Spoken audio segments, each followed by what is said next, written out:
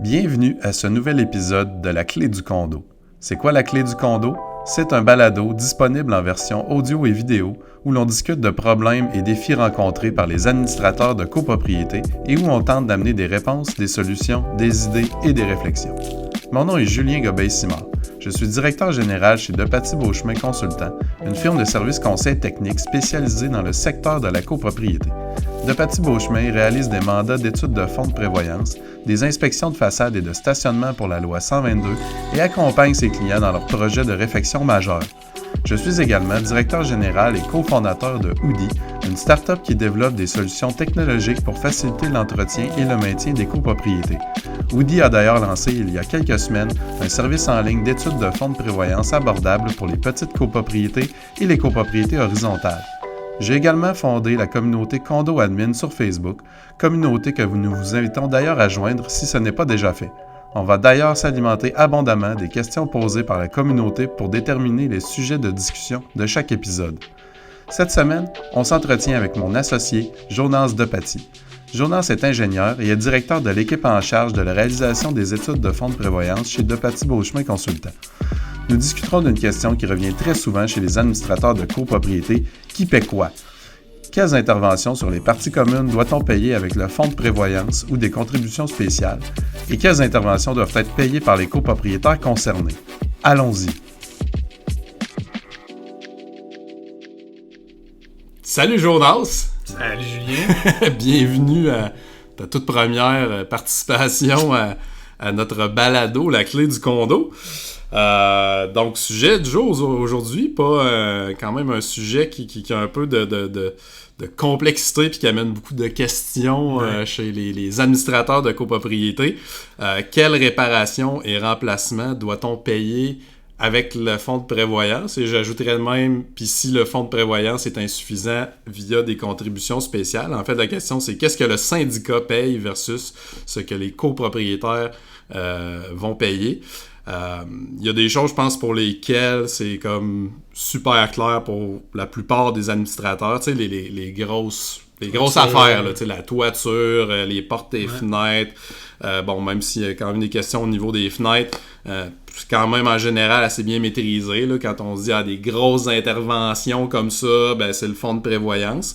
Par contre, on va voir qu'il y en a peut-être même plus que ça, mais les cas évidents, je pense que c'est surtout au niveau des parties communes à usage restreint ou des interventions qui sont peut-être plus petites, que des fois les administrateurs vont avoir tendance à dire essayer de pousser ça dans la cour des copropriétaires en disant vous devez vous en occuper. C'est de l'entretien. Ouais, c'est ça, c'est de l'entretien, c'est à vous d'entretenir ceci, etc.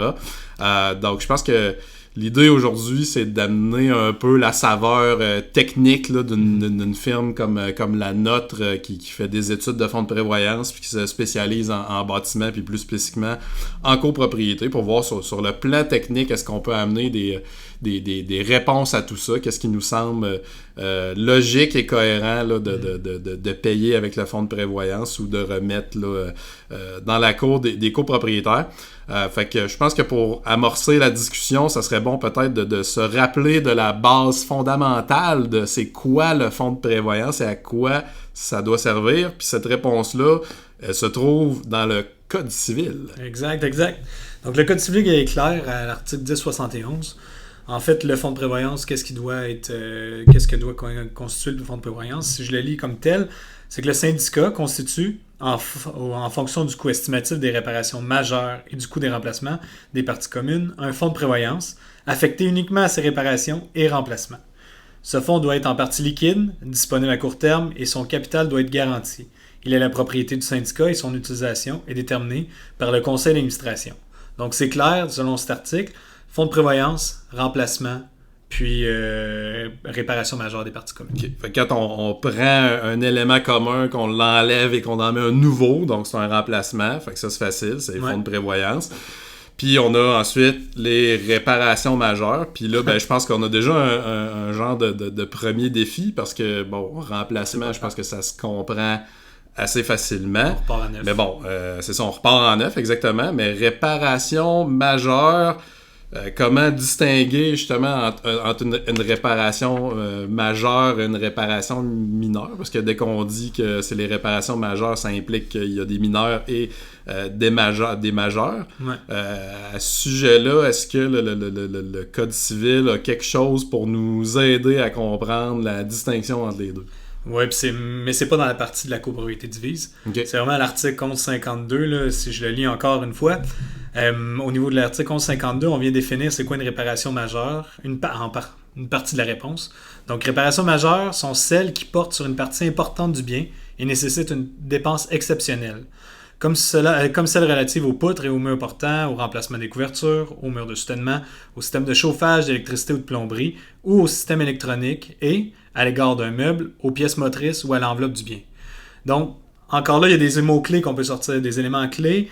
Ça porte sur une partie importante du bien, puis c'est des dépenses exceptionnelles. Okay. Là, le bien, dans ce cas-ci, ça serait l'actif immobilier, là, le bâtiment, là, et non pas juste un élément, là, comme le cadre de porte. Là. C'est pas une partie importante de la porte. On parle du revêtement. Là, ouais, c'est ça. Donc, on parle du bâtiment, fait que partie importante, dépenses exceptionnelles. Ouais. Puis j'ai une autre partie de la réponse que je peux t'amener. Au niveau du RGCQ, en 2015, ils ont publié leur standard pour la réalisation des fonds de prévoyance. Puis là-dedans, ils ont sorti 2 critères là, qu'on peut utiliser pour définir si c'est une réparation majeure, définir si c'est une réparation majeure ou remplacement mineur. Donc, au niveau de ce qu'ils ont proposé à RGCQ, c'est dans une réparation majeure, ça veut dire que c'est une occurrence qui a une intervention qui va être dans le temps, qui va être éloignée. Donc, c'est pas quelque chose qui est à court terme, certainement pas à 1 an. C'est peut-être plus au niveau du 5 ans. Donc, c'est quelque chose qui va arriver, puis c'est pas usuel, ça revient pas à chaque année. Okay. Puis l'autre aspect, l'autre critère qu'ils ont donné, qui ont sorti, c'est vraiment que le coût de l'intervention est tellement importante que ça se finance sur du long terme. Donc, c'est pas avec le budget d'entretien ou le budget d'opération. Ouais, fait que les deux vont ensemble. C'est exact. Que si on a... Fait que si, mettons, on a une intervention qui coûte 100$, ben probablement que ça rentre dans le budget d'entretien ou d'opération annuelle de la copropriété. On n'a pas besoin de le payer sur 10 ans ou d'accumuler des sommes sur 10 ans versus une intervention à 100 000$ que là, clairement, on va se préparer d'avance, on va accumuler de l'argent sur plusieurs années. Okay. Fait que l'occurrence, fait que l'intervention doit être éloignée dans le temps. Ouais. Le coût de l'intervention doit être important. Par exemple, là, je pourrais de fondation, là, les fondations, on sait qu'il va y avoir des fissures éventuellement. Ouais. Donc, c'est un élément qui est majeur. Bon, en fait, c'est un élément commun. Il va y avoir des fissures dans le temps. On ne sait pas exactement à quel moment, mais on sait que il va y avoir une occurrence. Puis en même temps que les coûts de travaux, là, il va falloir creuser, il va falloir réparer, colmater. Donc, c'est des travaux importants. Qu'on sait à peu près, ça va être combien en le projetant. Donc, on est capable de le prévoir puis de financer ces travaux-là. Ouais, c'est ça. Fait que, c'est ça. Fait qu'on n'est pas capable de dire, mettons, ça va être exactement en 2027, non. Mais on sait qu'au fil du temps, ça va arriver. Ça coûte cher. On peut prévoir une réserve d'argent pour faire ces réparations-là, sachant qu'ils sont raisonnablement prévisibles. Puis, OK, c'est bon. Puis, je le mentionne, au cas où qu'on aurait des auditeurs qui ne le savent pas. On a mentionné là, que ça, c'était un peu les 2 critères là, proposés par le standard du RGCQ. Donc, pour ceux qui ne le savent pas, le RGCQ, c'est le regroupement des gestionnaires et copropriétaires du Québec, donc qui ont fait une proposition de standardisation de l'étude de fonds de prévoyance, la copropriété, et c'est vraiment dans ce document-là là, qu'ils ont proposé ces critères-là pour déterminer si une réparation est majeure ou pas. Moi, peut-être que l'autre aspect que j'apporterais à ça, ben, c'est, tu sais, quand on parle de fonds de prévoyance, faut pas oublier que les mots sont importants, là. Donc, implicitement, si on parle d'un fonds de prévoyance, ben, on parle d'un fonds qui sert à prévoir de l'argent pour faire des réparations. Donc, ces réparations-là doivent être raisonnablement prévisible. Oui. Donc, c'est pas de l'argent qu'on prévoit pour des imprévus sans savoir c'est quoi ces imprévus-là. Ça, c'est des choses qu'on voit d'ailleurs chez certains syndicats de copropriété qui traitent un peu le fonds de prévoyance comme un fonds d'imprévus. Ça doit être des réparations, des remplacements qui sont raisonnablement prévisibles. Puis là, ben... J'ajoute à ça que bon, moi personnellement, je suis pas un expert dans le bâtiment, tout en est un. Fait que tu sais, ben là je parle mettons au nom des administrateurs de copropriété, puis c'est là aussi qu'il faut penser que c'est pas parce que en tant qu'administrateur, que souvent on n'a pas de connaissances très approfondies dans le bâtiment, qu'à nos yeux, il y a certaines réparations qu'on sait pas qui vont devoir avoir lieu dans le temps. Puis c'est normal, mais quand on parle du fonds de prévoyance, évidemment, on parle des réparations, des remplacements là, qui seraient prévisibles aux yeux d'un professionnel, en fait. Là. Donc, si par exemple, on a un stationnement souterrain, on a des colonnes de béton dans le stationnement, pour ceux qui ne le savent pas, on va peut-être vous apprendre quelque chose, mais le bas des colonnes de béton, s'il n'est pas adéquatement protégé, au bout d'une dizaine d'années, peut-être un peu moins, le béton va se désagréger à la base de la colonne. Donc ça, c'est des réparations qu'il faut prévoir presque à tous les 10 ans si on veut prévenir. C'est ça, il y a un cycle, exactement. Donc ça, c'est quelque chose, par exemple, que le commun des mortels ne sait pas, mais qu'un professionnel qui réalise l'étude devrait savoir et va pouvoir raisonnablement provisionner, c'est ça. Suggérer de provisionner de l'argent pour faire ces réparations-là qui sont, somme toute, coûteuses. Donc, c'est déjà pas pire. On a quand même déjà quand même défini quelques critères, là, sans trop s'en rendre compte pour dire si un remplacement, une réparation majeure devrait être payé par le fonds de prévoyance. Donc, on parle d'intervention qui est prévisible aux yeux d'une personne qui s'y connaît, évidemment, donc qui a des compétences en la matière. On a dit que l'occurrence de l'intervention doit être éloignée.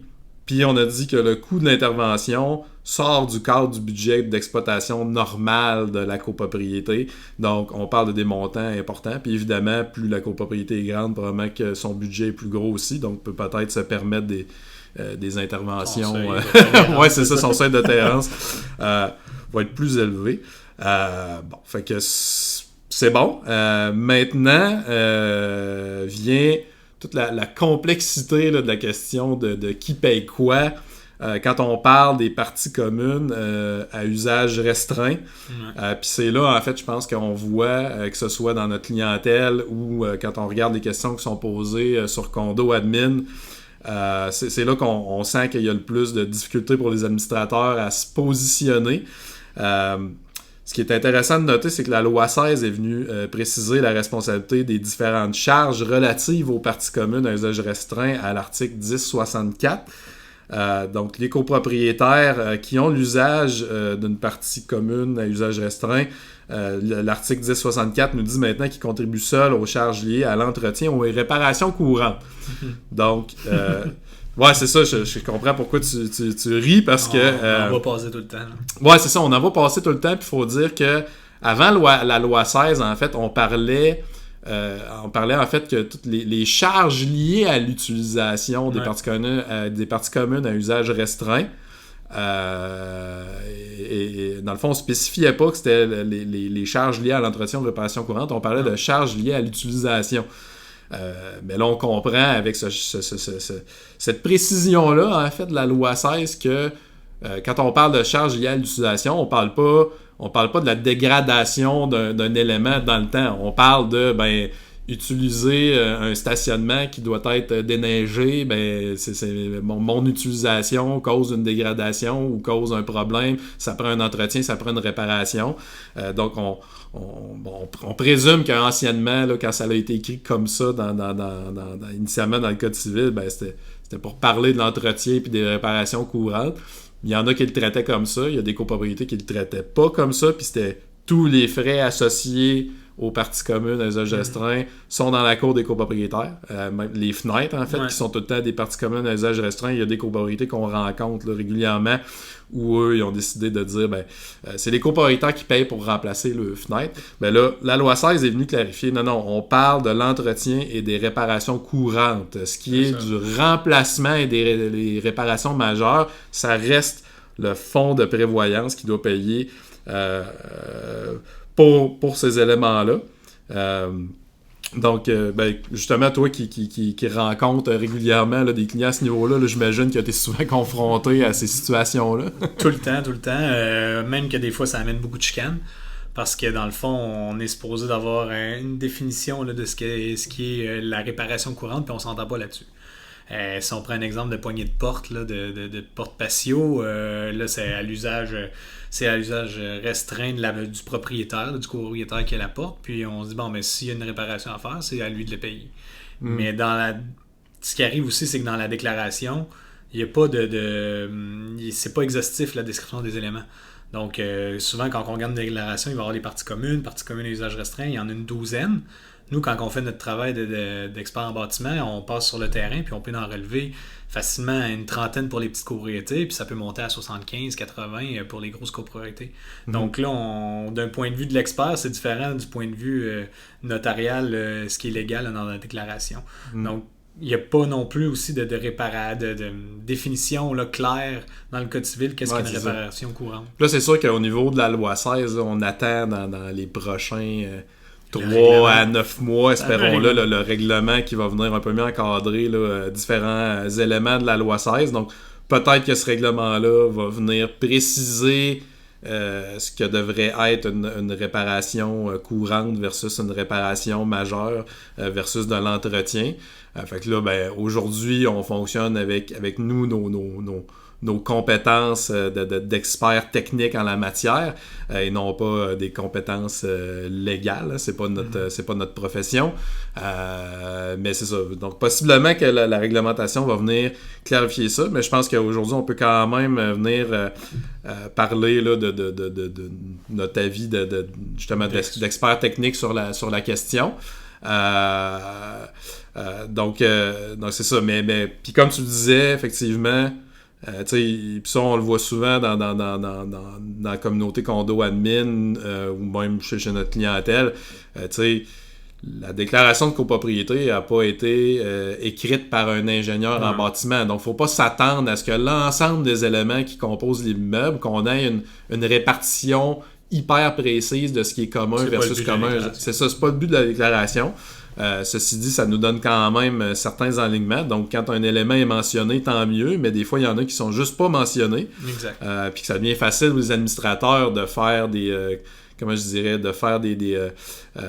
lier des choses qui sont pas nécessairement liées. Donc c'est ça. Fait que bon. Puis quand on voit des questions là-dessus dans Condo Admin, là, on voit que les administrateurs qui font partie de la communauté sont divisés sur des questions qui concernent ces sujets-là. Ça va un peu dans tous les sens. Donc intéressant aujourd'hui d'essayer d'amener le point de vue du professionnel dans cette discussion-là. Point de vue du professionnel? Ouais, c'est ça. Fait que allons-y donc. Si tu avais à nous donner là, peut-être un premier élément de réponse, là, déjà, là, quand on arrive, on a une partie, un élément qui clairement fait partie là, des éléments communs, mais il est pas mentionné dans la déclaration de copropriété. Y a-t-il une façon, logiquement, là, d'un point de vue technique, là, qu'on peut comme... C'est quoi la question qu'on peut se poser pour essayer de s'aider à déterminer si quelque chose est commun ou comme un usage restreint? En fait, là, on va te parler plus d'un point de vue technique. Ouais. Point de vue technique, moi, je me pose 2 questions. Là, à savoir, en fait, ça revient tout à la même chose. Là. C'est quoi la fonction de cet élément-là? Puis à qui ça va être utile? Est-ce que c'est à la communauté, pas à la communauté, là, aux copropriétaires, l'ensemble des copropriétaires qui vont s'en servir ou à qui ça sert? Ou c'est vraiment juste un copropriétaire en particulier? Ouais. Donc c'est même qu'on peut un peu déterminer là, si c'est vraiment à usage restreint. Là. OK. Mettons, pour mettre ça plus clair, là, prenons un exemple, là, et ça revient assez souvent, le calfeutrage. Ouais.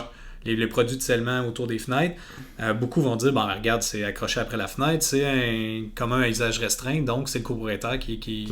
Le calfeutrant fait partie de la fenêtre dans la tête de beaucoup. Là. Mais ça, si tu prends d'un point de vue d'un expert, quand nous on fait une inspection ou on fait la visite, pour nous, c'est 2 éléments distincts. Là. Ouais. On a la fenêtre, ça donne une vue au copropriétaire, s'il y a un battant, il peut l'ouvrir pour aérer sa pièce, mais on prend... Puis là, ça sert uniquement à ce copropriétaire-là. Si on prend le calfeutrant, le produit de scellement, dans le fond, ça, c'est une interface entre la fenêtre et le mur. Ouais. Puis ce produit-là qui est mis là, c'est pour imperméabiliser le revêtement. Donc ça sert à pour empêcher l'eau d'entrer dans l'enveloppe. On veut pas que ça rentre dans l'enveloppe. Okay. Donc, cet élément-là, nous, on le caractérise en 2 éléments. Donc, tu as le produit de calfeutrant qui va être utile à tout l'ensemble des copropriétaires, puisque sa fonction, c'est de bloquer l'entrée d'eau. Ouais. Puis on a la fenêtre en tant que telle, le cadre, le thermos, que lui, c'est vraiment pour donner une vue à la personne. Parce que s'il n'y avait pas de calfeutrant puis que l'eau rentre, cette eau-là peut se propager différemment. Elle va causer des dommages à l'enveloppe de l'immeuble. Puis ça, c'est le bien de tous les copropriétaires. Elle ne va pas nécessairement juste s'infiltrer dans l'unité. En fait, probablement qu'elle ne s'infiltrera pas chez l'occupant.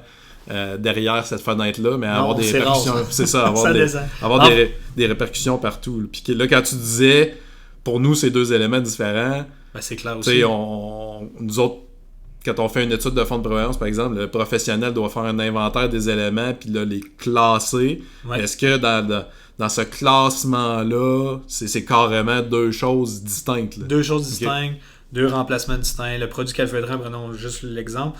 Ça va être remplacé aux 10-12 ans. Peut-être on peut l'étirer 15 ans, côté sud, tout dépendant.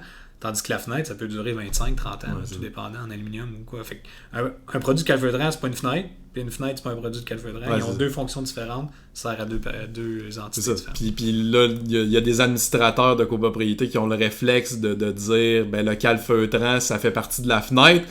Curieusement, on n'a jamais le raisonnement inverse. C'est-à-dire, non, le calfeutrant, il fait partie du mur de briques. Non, on ou du mur de Canexel ou peu importe. Donc, c'est ça. Fait que, dans le fond, ce qu'on dit, c'est le calfeutrant, c'est un élément d'interface entre deux autres éléments, en fait, mais c'est un élément à part entière. Puis d'ailleurs, quand on achète des fenêtres, je veux dire, ils viennent pas avec du calfeutrant. C'est l'installateur qui va mettre le calfeutrant lors de l'installation des fenêtres. Okay. Ben, c'est quand même un bon exemple parce que c'est une question qui revient très très souvent. Fait que si on pose les deux questions que tu mentionnais, au niveau du calfeutrant, mais techniquement, là, c'est quoi la fonction du calfeutrant? C'est d'empêcher l'eau et autres détritus et débris de s'infiltrer dans l'enveloppe du bâtiment. Exact. Donc, à qui ça sert? Ça sert à l'ensemble. Dans le fond, tous les copropriétaires bénéficient d'une enveloppe où il n'y a pas d'accumulation d'eau et où on empêche le plus possible l'eau d'entrer entre le mur et le revêtement extérieur. C'est pour le bien commun qu'on fait ça. C'est pour le bien commun, exact. C'est pas pour le copropriétaire derrière cette fenêtre-là. Non. Donc déjà là, on a un élément de réponse parce que quand on dit, il y a calfeutrant d'un côté du bâtiment qui est à refaire. Là, on dit au copropriétaire, c'est à toi à payer pour changer ce calfeutrant-là parce que la fenêtre est d'une partie commune à usage restreint, alors qu'au final, le calfeutrant, toute la copropriété a intérêt à ce que le calfeutrant soit en bon état puis fasse sa job correctement. Ouais. Donc, dans ce cas-ci, on dirait, non, c'est pas une partie commune à usage restreint, le calfeutrant, c'est une partie commune tout court. Bien ça. Excellent.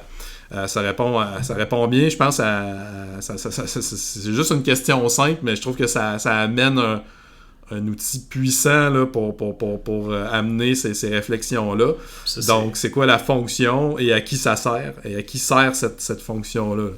Mais là, c'est pas le bon exemple, là, le calfeutrant, parce qu'en fait, si on repart de la base, on l'utilisait pour démontrer comment que la déclaration peut ne pas être précise sur un certain élément, mais qu'on est capable de décortiquer en plusieurs éléments du point de vue technique. Mais si on reprend à la base le calfeutrant, on remplace le calfeutrant. Là. On vient pas l'entretenir, on vient pas le corriger, on vient pas effectuer une réparation, on vient l'enlever et on le remplace. Oui, exact. Fait que ça amène une autre chose qu'on voit et qu'on entend souvent. C'est faux de dire que remplacer, je viens de le dire, remplacer le calfeutrant, on remplace le calfeutrant, ce n'est pas un gros entretien, non. Ce n'est pas, on ne répare pas le calfeutrant, on retire le matériel et on en met du nouveau. Ouais. Donc c'est vraiment un remplacement. Donc ce que tu me dis, c'est que dans le cas du calfeutrant, on devrait comme jamais vraiment se poser la question, puisque tous les remplacements d'éléments communs sont payés par le fonds de prévoyance. Puis en plus, c'est un montant sur un bâtiment global, mais c'est un montant assez important. On va remplacer une partie importante, comme on disait tantôt. Donc, on peut prévoir d'un coup, on peut prévoir un moment. Je disais que ça dure environ 10-12 ans. Ouais. Donc, tout ça, ça rencontre les critères pour le fonds de prévoyance. C'est ça. Fait que c'est un remplacement. Ouais. C'est prévisible. Ouais. la somme va quand même être substantielle. C'est pas quelque chose qu'on puise pas dans un petit budget d'entretien, là, dans le budget annuel de la copropriété. Il faut planifier ces sommes-là, idéalement sur plusieurs années. Autrement, on va avoir une grosse contribution spéciale à payer. Souvent aussi, remplacer café-train, ça prend de l'équipement de levage. Puis, quand on atteint un certain nombre d'étages, effectivement. Ah ouais, c'est ça, exact. Fait que faut le prévoir, refaire le parterre. Ça y en a. Bon, c'est ça. Fait que bref, tous ceux qui se posent la question, la réponse est claire, c'est un remplacement. Donc, c'est le fonds de prévoyance. Donc là, on n'a même pas besoin de se poser la question si c'est une partie commune à usage restreint.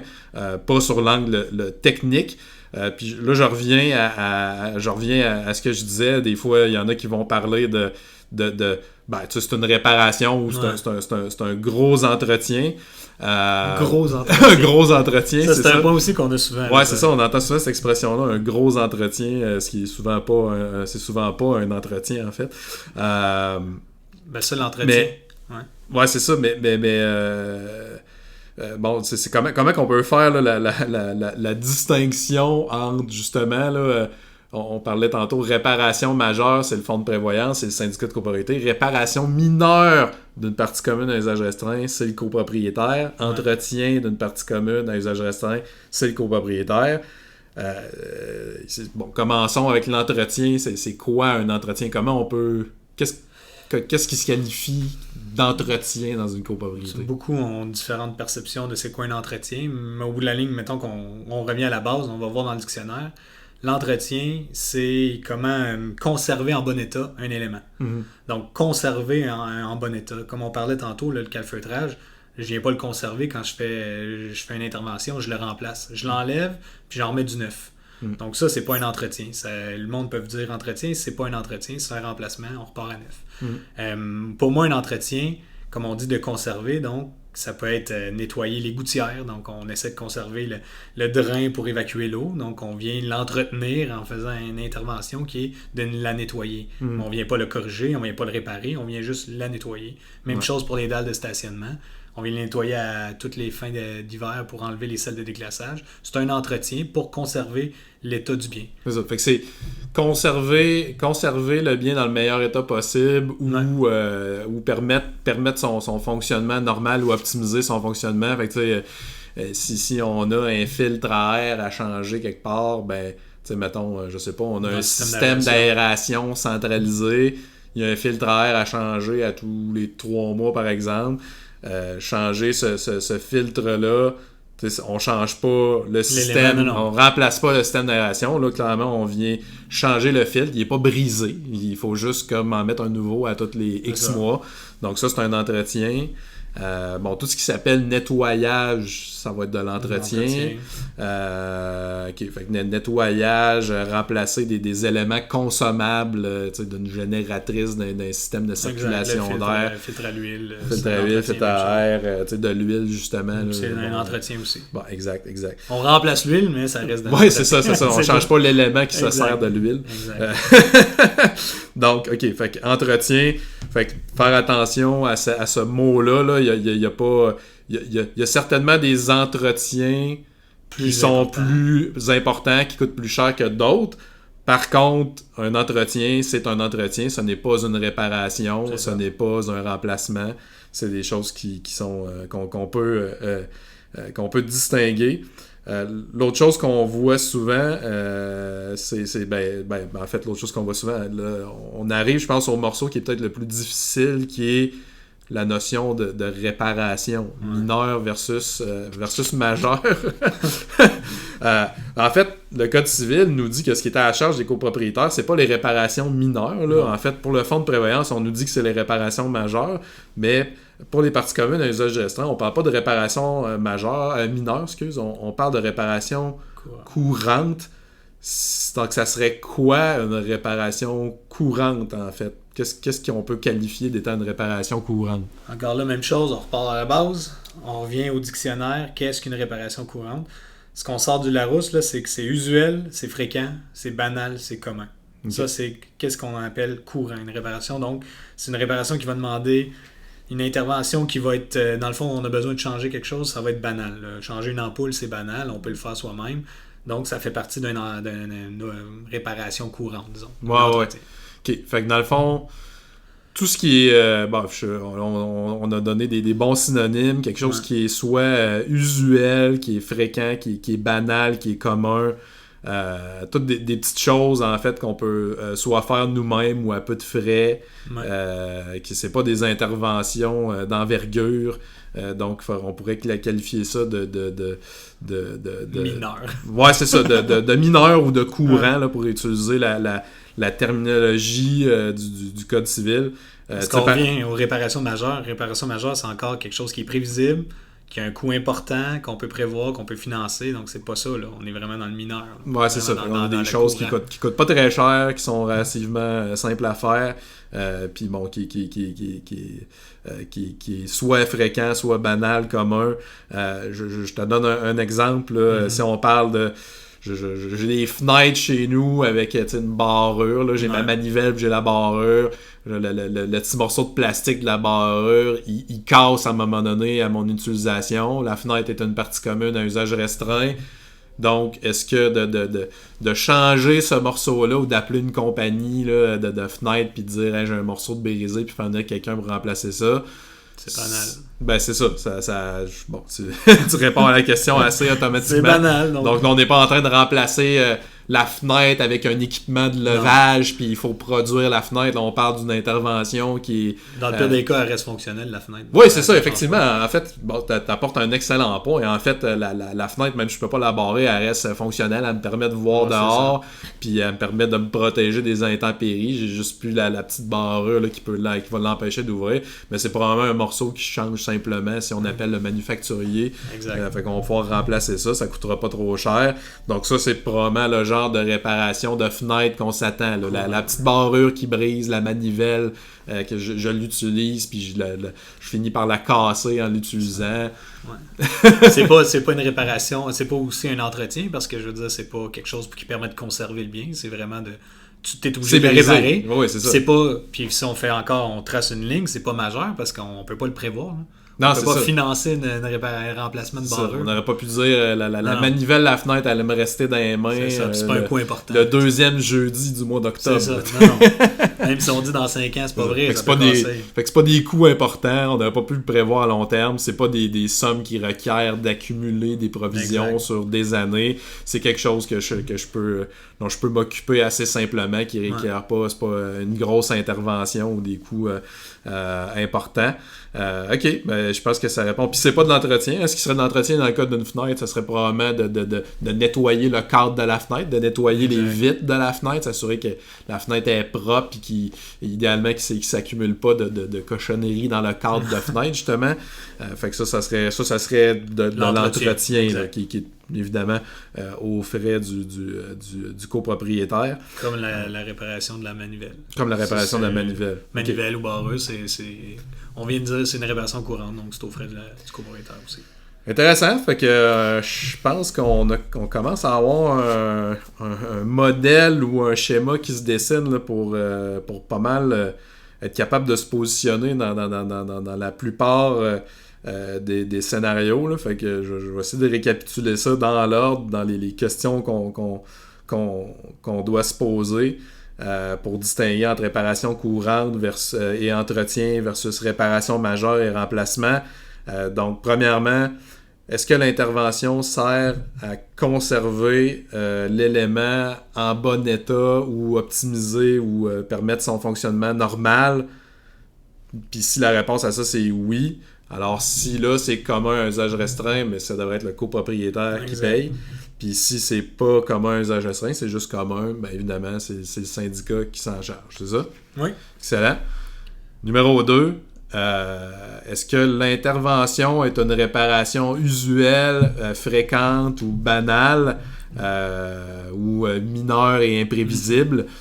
Donc si oui, c'est une réparation courante. Si c'est commun à usage restreint, donc c'est à la charge du copropriétaire. Exact. Et si c'est commun tout court, c'est à la charge du syndicat, évidemment. Ouais. Et finalement, si on parle de réparation majeure ou remplacement, donc est-ce que c'est une intervention qui était prévisible aux yeux d'un expert? Est-ce que c'est loin dans le temps? Est-ce que ça sort du cadre du budget annuel normal et qu'il faut prévoir des sommes, accumuler des sommes sur plusieurs années? Et si oui, ben c'est le fonds de prévoyance qui doit payer. Ouais. Et que ce soit commun ou commun à usage restreint, on se pose pas de questions là-dessus, ça n'a pas d'importance. Et puis là, ben, on peut se poser la prochaine question, c'est-à-dire, qu'est-ce qu'on fait si le fonds de prévoyance est insuffisant? Est-ce que ça change quelque chose si le fonds de prévoyance est insuffisant et qu'on a une intervention majeure ou un remplacement à faire? Pas du tout. C'est juste qu'on prend pas les fonds dans l'encaisse. On vient demander une contribution spéciale. Ouais, exact. Fait que là, il faudrait faire une assemblée, puis que le conseil d'administration se dise, bon, ben, on doit faire telle réparation majeure, tel remplacement, on n'a pas assez d'argent pour le faire, donc on demande une contribution spéciale à tous. Contribution qui va être selon les cas de part, tout comme l'est le fonds de prévoyance. Le fonds de prévoyance, on accumule les sommes à travers les charges communes, donc c'est selon les cas de part, puis cette contribution spéciale-là ou extraordinaire-là, s'il n'y a pas assez d'argent dans le fonds de prévoyance, ben, elle serait aussi selon les cas de part. À moins que ça soit prévu autrement, là, c'est une fait que je vais passer, peut-être, on va passer ensemble une couple de cas qui reviennent souvent, que ce soit à travers notre clientèle ou dans la communauté condo admin, juste pour voir là, si on en discute ensemble, est-ce qu'on arrive à des réponses assez simplement là, en suivant un peu les indicateurs qu'on a discuté ensemble. Le calfeutrant, on peut passer vite là-dessus. On l'a déjà dit. Calfeutrant, on ne devrait pas se poser la question. On ne devrait pas s'obstiner à savoir si c'est commun usage restreint. C'est un remplacement, donc c'est aux frais du syndicat de copropriété. Si on propose de faire une patch et d'en remettre dessus, on le fait pas. On le remplace. Ouais, c'est ça. Exact. On devrait juste le remplacer au complet. C'est pas une solution, effectivement. Mais si, mettons, on se pose la question des serrures de porte. Une serrure de porte qui brise. On parle de la porte d'une unité de condo, évidemment. Serrure de porte brisée. Donc, en se posant les questions là, qu'on a discutées ensemble, là, t'en viendrais à quelle conclusion? Ben, moi, je dirais que sa fonction, c'est d'ouvrir la porte. Donc, c'est utile à la personne, à l'occupant. C'est pas moi qui vais aller chez quelqu'un ouvrir la serrure. Donc, je pense que c'est une partie commune à usage restreint. Puis, comme c'est une réparation courante, là, on ne prévoira pas remplacer une serrure de porte. On va peut-être prévoir de remplacer la porte. Non, parce qu'une serrure de porte, ça peut durer. Je veux dire, moi, j'ai déjà habité dans une maison centenaire, puis j'avais d'origine? On avait des barrures de porte d'origine, là, avec les grosses clés. Là. Ah ouais, qui poussent l'autre. Ben oui, ben, dans ce cas-là, ça peut durer 50 ans. Là, exact. Comme ça peut briser des serrures électroniques, ça peut briser on ne sait pas quand. Ouais. Donc, c'est une question de usage restreint, c'est une réparation courante à mon sens, donc ça serait le propriétaire, le copropriétaire. Par contre, au niveau des poignées puis des serrures, moi je sais que chez moi, dans ma déclaration de copropriété, il est mentionné explicitement que les portes sont des parties communes à usage restreint, les portes des unités sont des parties communes à usage restreint. Les poignées et les serrures sont des parties privatives. Ça, je crois comprendre que c'est des tendances qui se développent au fil du temps. Parce que j'aime ta réflexion de dire, bon, ben, tu sais, la porte, clairement, c'est une partie commune à usage restreint. Je pense que c'est le cas dans à peu près toutes les déclarations de copropriété. Mais maintenant, la serrure. Tu sais, la serrure, je veux dire, la serrure, c'est ma serrure, c'est ma clé. Il existe 3 copies de cette clé-là. Je veux dire, il me semble que ça fait du sens de... Ça fait du sens. Ça fait du sens de pouvoir dire, hey, je veux changer ma serrure. Je veux dire, j'étais avec quelqu'un en couple, cette personne-là, on n'est plus ensemble, on est en chicane, elle est partie avec ma clé, je veux me protéger. Je veux changer ma serrure. Je devrais pas avoir demandé la permission au syndicat pour changer ma serrure de porte.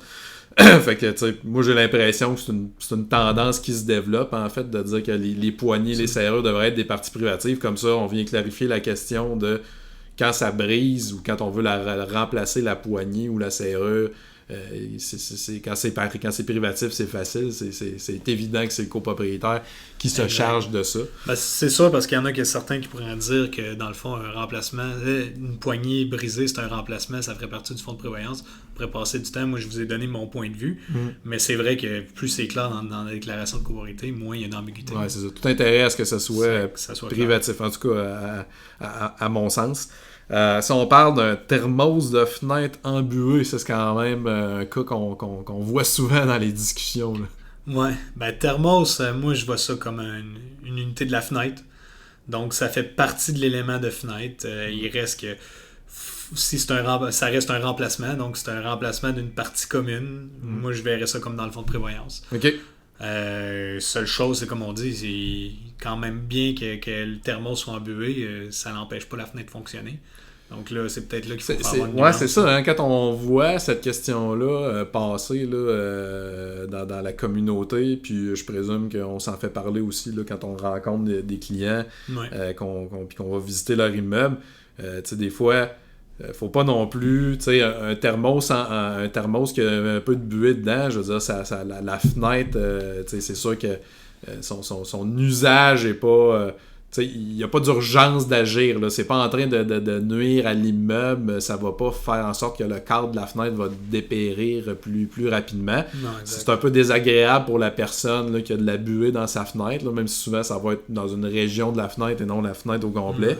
Par contre, là où je pense le syndicat ou le conseil d'administration doit être un peu stratégique, c'est que s'il y a quelqu'un qui rapporte, c'est pas parce que quelqu'un rapporte qu'il y a un thermos de fenêtre ou en tout cas il y a de la buée dans une de ses fenêtres qu'il faut obtempérer ou c'est ça, prendre action immédiatement puis que c'est une urgence. Ce n'est pas une urgence. Exact. Des choses qu'on peut faire, c'est faire le tour des copropriétaires, voir si on en a plusieurs qui ont ça, puis essayer de grouper le remplacement de thermos, d'en faire plusieurs d'un coup. L'autre question aussi qu'on peut se poser, c'est des thermos, des fois ça va... En fait, ça va durer aussi longtemps que les fenêtres. Là. Ça peut, comme ça peut durer aussi longtemps que les fenêtres. Fait que, tu sais, si on était à 2-3 ans de remplacer les fenêtres de toute façon, mais je veux dire, on n'a pas besoin en urgence de réparer, de remplacer des thermos. On peut attendre au remplacement de fenêtres s'il est pas trop loin dans le temps. Exact. Mais thermos, moi, je vois partie ça comme commune à usage restreint, oui, mais on parle d'un remplacement, donc on devrait avoir de l'argent dans le fonds de prévoyance pour ça. C'est ce qu'on voit beaucoup en pratique, là. C'est vraiment... ce qu'on voit, c'est que le CA prend en charge les remplacements, mais il fait pas ça à tous les moments durant l'année. C'est... Ce que j'en vois souvent, c'est à chaque 2 ans, chaque année, ou au bout de 4 ans, ils disent « Bon, mais regardez, on va faire le tour de tout le monde, rapportez-nous. » Ils vont mandater un fournisseur, puis on va remplacer les thermos. Ouais, c'est ça. Moi, j'ai déjà été copropriétaire dans une copropriété qui avait peut-être une 30aine d'années, puis je me rappelle qu'il y avait un gestionnaire de copropriété en place, puis à un moment donné, c'est ça, il y a des gens qui ont dit qu'il y avait de la buée dans leurs fenêtres, ils ont carrément fait le tour de tous les condos, ils ont demandé de leur envoyer des photos des fenêtres là, où on avait de la buée, puis de leur dire c'était où, puis au final, ben, ils ont donné le mandat à une firme là, de venir remplacer toutes les thermos qui étaient dus pour un remplacement tout simplement, puis on n'a pas eu de contribution spéciale. Ben, on n'a pas eu de... Je me rappelle pas qu'on a eu de contribution spéciale, mais on n'a pas eu, nous, personnellement, à gérer ça ou à payer pour ça individuellement.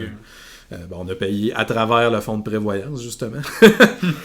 Si on parle une porte de garage, là, mettons, on parle du cas d'une porte de garage individuelle. Là. Fait qu'on a des copropriétaires, certains copropriétaires qui ont un garage avec une porte de garage motorisée. Puis mettons, cette porte-là de garage, elle ferme pas juste. Là. Il y a un petit jour quand on la ferme. Ça serait quoi ton avis là-dessus? Ben, ça, c'est, je veux dire, on remplace pas la porte, on remplace pas le système moteur, on vient juste corriger. Donc, on vient de l'ajuster. Pour moi, c'est une réparation courante. Ouais, c'est une réparation courante. Donc... Si on n'est pas capable soi-même, on appelle un installateur. On appelle quelqu'un, on cherche porte et fenêtre sur Google ou porte de garage. On trouve quelqu'un qui installe les portes de garage et il va venir nous faire cet ajustement-là si on n'est pas capable de le faire nous-mêmes. Puis, une autre chose qui ressemble probablement à la porte de garage, c'est les coupes-froids. Les coupes-froids dans les bas de porte. Les coupes-froids, il y en a... il y en a qui savent que c'est quelque chose qui s'ajuste. Il y en a qui savent pas que c'est quelque chose qu'on peut ajuster et qu'on devrait ajuster à chaque année. Ouais, c'est ça. Quand on sait, c'est banal. Mais par contre, moi... en tant que j'ai été administrateur de copropriété pendant longtemps, puis c'est des choses qu'on nous rapportait relativement souvent. Hey, il y a de l'air qui passe en bas de ma porte. Puis on leur disait, c'est chez vous, c'est votre porte est à commune à usage restreint, puis c'est juste un petit ajustement. Là, je dirais, ajustez-le vous-même, puis si vous savez pas comment, appelez quelqu'un qui va venir le faire, mais ça fait partie. On demande au beau-frère. On demande au beau-frère, c'est ça, il sait tout le beau-frère en plus. Donc, mais tu sais, on parle de justement, on parle, ça c'est un entretien normal pour assurer le bon fonctionnement de cet élément-là, qui est la porte ou le coupe-froid de la porte, pour qu'il accomplisse bien son rôle, mais il n'est pas brisé. T'sais. Non, puis il n'y a pas lieu de le remplacer. Là. Exact. Fait que c'est un ajustement banal aux frais du copropriétaire s'il le fait pas lui-même.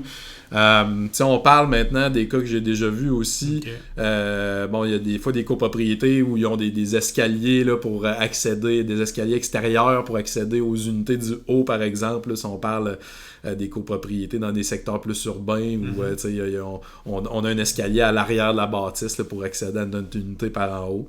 Peu importe, là, on parle d'un escalier extérieur qui serait devenu tellement corrodé là, qu'il est dangereux là, de s'en servir. C'est quoi ton avis là-dessus? Moi, ça, je veux dire, quand on fait le fonds de prévoyance, nos études, nous, on vient prévoir, là, souvent c'est métallique, donc que ça soit galvanisé ou l'acier là, peint, on prévoit un remplacement de ces escaliers-là. Là, ça ne vient pas pour la durée de vie complète. Là, donc, on prévoit un remplacement. C'est un usage, c'est un élément commun. Donc, ça fait partie du fonds de prévoyance. Là. C'est un remplacement ou une réparation majeure. Exact. On ne vient pas juste remettre un coup de peinture. Là. Ouais, non, c'est ça, exact. Je pense qu'il y a un entretien à faire au fil du temps, là, de s'assurer justement que conserver l'état du bien. Conserver l'état du bien, entretien, s'assurer qu'il est bien peinturé et qu'il n'est pas exposé, là, justement, que le métal n'est pas exposé aux intempéries directement, ce qui va amener de la corrosion, une corrosion plus rapide. Mais éventuellement, je veux dire, ça va corroder, il va falloir remplacer cet escalier-là. Et donc, qui dit remplacement, dit fonds de prévoyance, ou du moins, c'est le syndicat qui paye pour ce remplacement-là. Souvent, l'entretien n'a pas été fait. Là. Ça va être un autre, autre podcast. Mais souvent, l'entretien n'a pas été fait. Donc, on est rendu à le remplacer là, parce qu'effectivement, qu'un escalier métallique bien entretenu, nettoyé, vérifié, puis on corrige les marques de peinture à tous les ans, mais ça peut durer pas mal longtemps. Ouais, exact. On fera un épisode sur l'entretien préventif, mais je pense qu'il y a beaucoup de copropriétés qui sous-estiment l'importance pour certains éléments de l'entretien préventif. Ouais. Donc, il y a des éléments pour lesquels l'entretien est requis pour son fonctionnement normal, mais il y a des éléments où à court terme, le fait de ne pas faire d'entretien, on ne se rendra pas compte de l'impact de ne pas faire d'entretien, mais on a carrément des éléments qui peuvent qu'on peut doubler la durée de vie. En fait, on va atteindre la durée de vie normale si on fait l'entretien, mais on peut carrément la couper en deux ou la couper de 30% ou 25% si on ne fait pas cet entretien. Le meilleur exemple, c'est les dalles de stationnement. Ouais. Meilleur exemple, avec le sel qui vient attaquer les barres d'armature, quand tu as une dalle structurelle, c'est incroyable. On a fait des plans de devis pour des réparations. Les réparations sont majeures. Ça coûte très cher. Ça approvisionne, mais ça coûte très cher. Puis on peut couper. Ça assure. Le fait juste de nettoyer, assurer un nettoyage annuel ou biannuel. En fait, biannuel, c'est toujours mieux. On vient d'ajouter une durée de vie là, à notre dalle de béton. C'est bon de faire une parenthèse là-dessus, mais tu sais, souvent, dans les stationnements multi-étagés, les gens ont des fois dans l'idée que c'est des grosses structures en béton, puis c'est comme si ça avait une durée de vie éternelle, puis il n'y a rien qui peut passer au travers de ça. Mais le nettoyage des dalles de béton pour enlever toutes les chlorures qui vont s'attaquer aux armatures de béton, c'est pas une joke. Il faut le faire, puis même probablement, je me trompe-tu de dire qu'il faut... En hiver, il faudrait probablement le faire plus souvent. Ouais, il faudrait nettoyer le plus souvent possible, éviter qu'il y ait des traces là, de souvent le dépôt blanchâtre. Ça va s'attaquer au bord d'armature, puis là, quand ça commence à corroder, ben là, le béton va s'éclater, va délaminer. Puis là, le cycle est parti. Le cycle est parti, puis il n'y a plus rien pour l'arrêter, puis après ça, c'est des réparations de béton qui coûtent excessivement cher. Puis ce qui est plate, là, on fait une grande parenthèse, là, mais ce qui est plate, c'est que c'est pas quelque chose qui va se réaliser là, rapidement. On va le voir dégrader au fur et à mesure, puis ça va être dans 30-40 ans que là, la gangrène est prise, puis il faut faire des réparations. On parle de réparation bord en bord, donc on vient complètement détruire le béton, puis on vient d'en remettre du neuf. Là, on remplace le béton. Ouais. Ça sort du fonds de prévoyance parce que c'est un remplacement, mais il reste que c'est pas quelque chose. On va à petit, une nouvelle copropriété. On ne charge pas trop de l'entretien, on ne verra pas la répercussion que ça va avoir. C'est vraiment à plus long terme. C'est des années plus tard, puis on va se questionner pourquoi que mon béton est rendu tout magané, puis il faut que ça coûte aussi cher d'en faire. Pour un simple entretien qu'on n'a pas fait. Un simple entretien qu'on n'a pas fait. On va s'acheter une machine d'eau à pression, puis juste faire un nettoyage une fois par mois en hiver, mettons, là, puis peut-être une fois dans le reste de l'année. Là, parce que c'est surtout l'hiver, c'est surtout l'hiver. Les sels. Excellent. L'éclairage, on parle de stationnement souterrain, les néons vont remplacer là, l'éclairage dans le stationnement souterrain, justement. Ça, j'imagine que c'est même principe, c'est commun. C'est banal, mais c'est commun. C'est ça, exactement. Fait que ça va être le syndicat qui va payer pour ça. Ça, par exemple, on pourrait probablement dire que remplacer les néons qui sont morts, c'est plus dans le budget d'entretien normal. Tandis que remplacer le système d'éclairage là, au bout de plusieurs dizaines d'années, là, on va parler du fonds de prévoyance. Exactement, on le planifie. Un exemple qui est très très actuel que j'ai puisé dans Condo Admin encore une fois, une copropriété où il y a un stationnement extérieur et tous les espaces de stationnement extérieur sont munis d'une prise de courant là, pour le chauffe bloc moteur ou pour faire charger quelque chose, peu importe, pour brancher sa voiture. Donc on parle donc chaque stationnement a une prise de courant comme ça, et là tout d'un coup on a une prise de courant qui est défectueuse. Ça serait quoi ta vision là-dessus? Bonne question. En fait, ce qu'il faut repartir de la base, c'est que si tout le monde en a une, c'est que ça a été prévu comme ça. À moins que, même si c'est pas à la construction, il va y avoir eu un projet qui va avoir installé des bornes, là, des prises électriques à l'extérieur. Donc, c'est du commun. Quand on vient faire une réparation, si on revient à la base, là, c'est pas banal. Là, c'est pas, ça prend un électricien. Là. On pourrait le changer soi-même, mais dans le c'est parce qu'a priori, on sait pas si c'est la prise, le filage qui passe probablement sous le stationnement. Ou Effectivement, fait que c'est souvent un remplacement ou des plus grosses interventions s'il faut aller creuser. Donc moi, je verrais ça comme un remplacement. En fait, c'est plus facile de remplacer la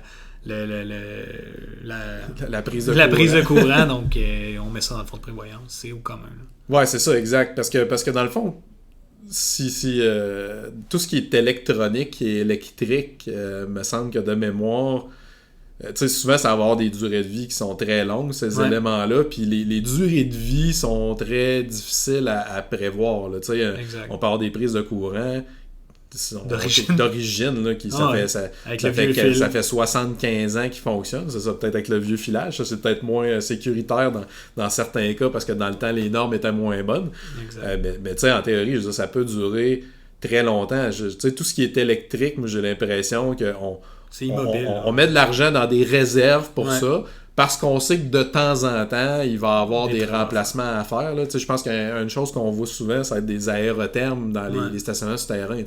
On voit des aérothermes qui sont là depuis 30 ans, mais ça se peut qu'il y en ait un qui brise après 5 ans. Donc, on ne sait pas exactement quand ça va durer, mais c'est sûr que ça ne va pas durer à l'infini. Fait qu'il faut tout le temps avoir comme un petit réserve théorique qu'on utilise là, pour prévoir, mais effectivement, si on prévoit ces 15 ans, ça peut briser dans 20 ans comme ça peut briser dans 10 ans. Fait que, si on a dans notre fonds de prévoyance, si le professionnel a pensé à ce qu'on ait une réserve pour des composantes électriques de ce genre-là, là, qui vont arrêter de fonctionner au fil du temps, qu'il va falloir remplacer, ben là, ça devient facile à gérer parce qu'on sait qu'il y avait de l'argent prévu pour ça. Puis oui, ça se peut qu'une prise de courant cesse de fonctionner après 12 ans, puis l'autre, ça va être après 25 ans. Mais la personne, si la sienne arrête de fonctionner après 12 ans, c'est pas de sa faute, puis c'est pas son visage, à moins que ça soit le cas. C'est un bris aléatoire, puis c'est pas de sa faute, puis ça devrait pas être elle qui paye, contrairement à l'autre dans 25 ans, où ça serait le fonds de prévoyance. Je veux dire, on remplace l'élément tout simplement. C'est sûr que là, moi, si j'apporte un autre aspect à cette question-là, Si on prend une copropriété où les prises de courant sont pas là d'origine, puis là, à un moment donné, il n'y a pas de prise de courant, puis là, à un moment donné, dans l'histoire de la copropriété, à un moment donné, il y a un copropriétaire qui va en installer un. En tant que bon conseil d'administration, ben on propose à l'Assemblée un projet de règlement pour encadrer l'installation de prise de courant. Donc, comment ça va être installé? Qui est responsable de l'entretien, etc.? Est-ce que c'est raccordé au compteur privatif ou commun? Où passent les fils? Ouais, c'est ça, je m'alignais. Si on voulait passer un règlement pour permettre à une personne d'installer une prise de courant, probablement que j'irais la mettre privative. À moins que ça soit pour tout le monde. Si tout le monde en a une, ouais, c'est spécifique à quelqu'un. Oui, c'est ça. Si on fait installer une borne de recharge électrique dans des stationnements visiteurs pour que les gens aillent se recharger leur voiture de temps en temps, mais dans un endroit accessible à tous, au bénéfice de tous, puis que c'est un projet qu'on a voté en Assemblée, là, ça fait du sens que ça soit un élément commun, puis le syndicat va s'assurer de son entretien, son remplacement en fin de vie. Mais par contre, là, si on a un copropriétaire qui veut installer une prise de courant, ça ferait du sens qu'il soit responsable de sa prise de courant et du filage qui raccorde sa prise de courant à son compteur électrique ou jusqu'à son panneau si c'est possible, puis qu'il soit responsable d'entretenir et de remplacer tout ça quand ça brise. Là, c'est pas à tout le monde de payer pour ça. Je pense que un exemple peut-être plus commun que les prises de courant, ça c'est probablement les thermopompes là, ou les climatiseurs où il y a une unité, là, un compresseur extérieur installé, mettons, sur le balcon. Il y a des copropriétés où ça vient avec toutes les unités, puis là, souvent, dans ces déclarations-là, ça va être une partie commune à usage exclusif, mais dans des copropriétés où ça vient pas avec, ben, si on vote un règlement pour permettre l'installation de thermopompes, probablement qu'une bonne idée, ça serait que cet élément-là soit défini comme étant privatif. Comme ça, ceux qui en ont pas, ceux qui en font pas installer, n'auront pas à payer pour ceux qui en installent. Là. Exact. Excellent. Et de toute façon, ça c'est un élément que je mentionne parce que des fois, quand on crée des règlements pour encadrer des éléments, faut pas penser que en théorie, pour ajouter des parties communes, il faudrait aller modifier la déclaration de copropriété, ce qui est beaucoup plus complexe. Alors que si on dit que c'est privatif, en tout cas, il faudrait consulter un avocat à ce niveau-là. Mais je pense que probablement qu'un avocat dirait c'est peut-être plus simple d'ajouter du privatif que d'ajouter du commun. Les pourcentages de vote sont pas les mêmes. Excellent, je pense qu'on a quand même fait le tour de plusieurs cas intéressant. Si on se dirige vers une conclusion de cet épisode-là, on a parlé de différentes questions à poser, différents critères pour bien distinguer ce qui est du remplacement, réparation majeure, réparation courante, entretien commun usage restreint, comment traiter tout ça. Nous autres, évidemment, chez Despatie Beauchemin, on fait des études de fonds de prévoyance. Puis ça, je pense que c'est quelque chose que les gens peut-être sous-estiment. Là, c'est sûr que tout le monde va être obligé d'en faire une dans les prochaines années, mais c'est quand même un outil de travail intéressant pour s'éviter ce genre de chicane ou questions ou obstination-là. Pour le CA, c'est magique. Là. Je veux dire, si on prend juste le plan de maintien, on parlait de remplacement, réparation majeure. On a un plan de maintien, on prévisionne des capitaux pour venir au remplacement de ces parties-là. Donc, on définit l'inventaire des éléments, puis on prévoit des montants dans le temps. Dans le plan de maintien, si l'élément ne fait pas partie du plan de maintien, c'est que c'est pas une partie commune. Ouais. C'est que le professionnel n'a pas considéré que c'était une réparation majeure ou un remplacement. Exact. Donc, on tombe dans l'autre catégorie. Est-ce que c'est une réparation... En fait, c'est une réparation courante ou de l'entretien. Et là, on se pose la question, est-ce que c'est commun ou commun à usage restreint? Puis là, on sait qui paye. Fait que le plan de maintien d'actifs qu'on a dans une étude de fonds de prévoyance nous permet déjà de faire ce gros partage-là de qui paye quoi. Là. On a aussi, au niveau des contributions, il y a tout le temps un scénario de contribution. Mais ça, c'est prévoir l'argent pour subvenir aux besoins de l'immeuble. Si le syndicat est capable de mettre de côté suffisamment d'argent pour justement subvenir aux besoins de l'immeuble, il n'y a plus de questions, il n'y a plus de perte de temps avec les CA, les assemblées générales extraordinaires, puis tout le casse-tête de faire passer des travaux. Oui, exact. Fait que non seulement l'étude, mais si on suit l'étude puis qu'on a l'argent pour faire les interventions majeures, Je pense C'est que facile. Ouais, c'est puis ça, depuis qu'on a démarré la communauté, là, on les voit, là, les problématiques là, ou les défis avec lesquels jonglent les administrateurs. Puis ça, je pense qu'il faut le dire là, aux administrateurs, c'est comme ceux qui doutent de la pertinence de l'étude de fonds de prévoyance. C'est sûr qu'il y a la notion de oui, ça coûte de l'argent, mais la vie ou l'administration de la copropriété est tellement plus simple quand on a cet outil-là entre les mains, géré avec un fonds de prévoyance adéquat. Là. On s'élimine toutes les assemblées extraordinaires. Organiser une assemblée extraordinaire, je veux dire, faut envoyer un avis de convocation, ça prend un quorum, après ça, on arrive en surprise aux gens avec, là, ça prend un gros montant d'argent, ça nous prend une contribution, de la chicane, etc. Alors que quand le fonds de prévoyance est adéquat, qu'on a l'étude avec le plan de maintien qui nous dit quoi faire avec cet argent-là, toutes ces choses-là, on s'élimine toute cette lourdeur-là administrative d'assemblée extraordinaire, de courir après des contributions spéciales. Il y en a qui payent vite, il y en a qui payent pas, il y en a qui veulent pas payer, il y en a qui vont contester. C'est vraiment un outil de gestion incroyable. De tous les problèmes sont plus faciles à gérer quand on a l'argent pour les régler et quand on a le plan de match pour nous dire comment le gérer. Puis l'autre problème plus tard, c'est qu'il va y avoir beaucoup d'argent dans ce compte-là. Donc, si on a un outil justement pour gérer cet argent-là, c'est le fonds de prévoyance.